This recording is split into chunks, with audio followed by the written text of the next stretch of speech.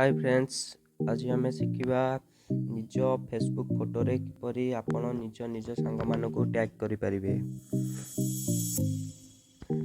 प्रथमे आपण निज फोन में फेसबुक एप्लिकेशन को ओपन करने। ओपन कर सारिबा परे गैलरी को जाई फोटो बाछि नेबे। देखो गैलरी को जीवे, गोटे फोटो को सिलेक्ट करेंगे।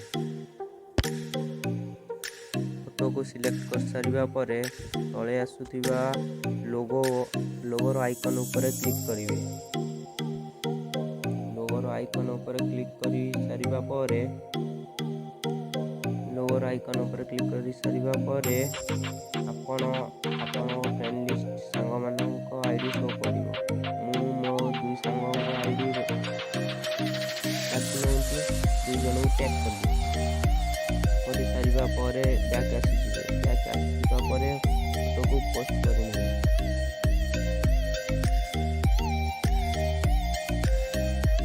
फोटो को पोस्ट कर सारिबा परे आपण देखि परथिबे मो फोटो उपरे मो सांग मानक आईडी शो कर।